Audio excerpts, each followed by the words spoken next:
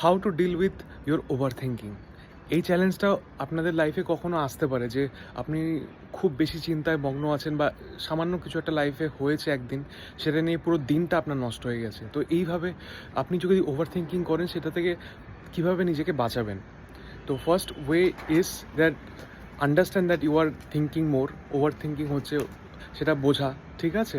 তারপর আপনি long slow Excel করবেন, ঠিক আছে? এতে কি হবে যে আপনার ওভার থিঙ্কিংটা কমবে, কারণ আপনার বডি থ্রু হিল হবে আর কি, এবং ওভার থিঙ্কিংটা কমবে। কীভাবে?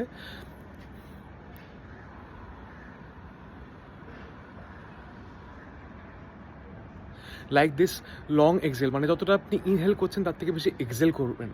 তাতে কি হবে যে আপনার নার্ভাস সিস্টেমের থ্রু আপনার বডিটা কাম হবে এবং আপনার ওভার থিঙ্কিংটা কমে যাবে। এবং সেকেন্ডলি কী করবেন, আপনি জার্নালিং করতে পারেন, যে আপনি লিখতে পারেন এবং লেখার সময় না থার্ড পার্সন হিসাবে লিখবেন। ফর এক্সাম্পল, আমি তেজময়, আমার ওভার থিঙ্কিং হচ্ছে, আমি লিখবো যে অর্ণবের বা অয়নের এই থিঙ্কিংগুলো হচ্ছে, তো ও কীভাবে এই থিঙ্কিংগুলো সলভ করবে। কারণ আমরা নিজের প্রবলেম সলভ করতে সময় ইমোশন চ্যালেঞ্জেস অনেক বেশি ফিল করি, তো আপনারা সলভ করতে ডিফিকাল্টিস হয়। বাট অন্যের প্রবলেম আমরা যখন দেখি, আমরা খুব ইজিলি সলভ করতে পারি, তাই না?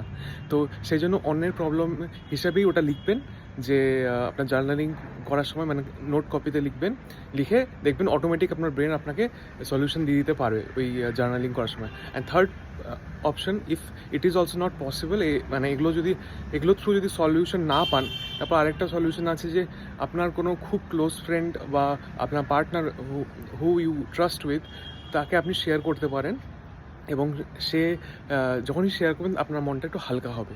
But first two options are the best. তো what you think? If you like this video, then subscribe and follow.